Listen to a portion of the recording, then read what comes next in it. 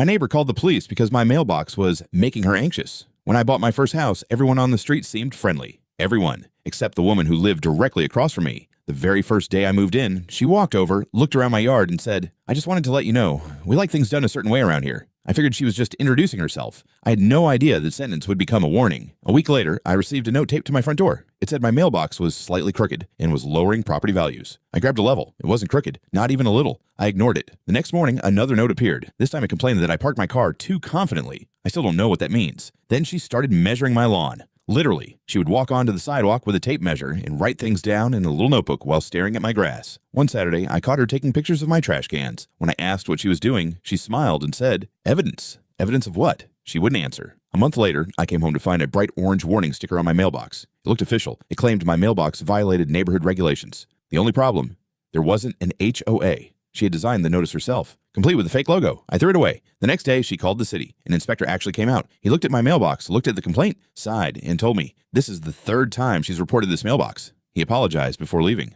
I thought that would finally settle things.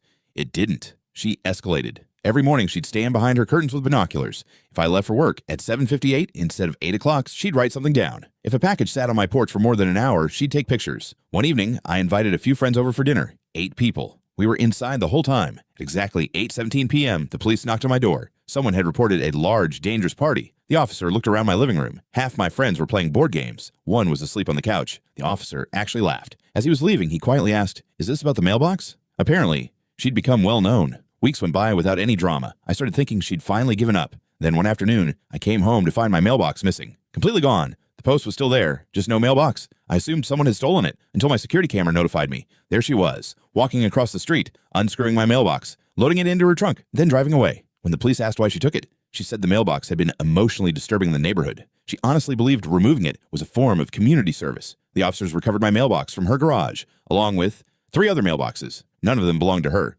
Turns out she'd been quietly collecting them for years because she believed she was protecting neighborhood harmony. I wish that were the strangest part. It wasn't. Inside each mailbox was a folder. Every folder contained handwritten notes about the homeowners, what time they left for work, who visited, how often they ordered takeout, how long their holiday decorations stayed up, even which days they smiled. The police filled several boxes with their notebooks. She had documented nearly everyone on the street.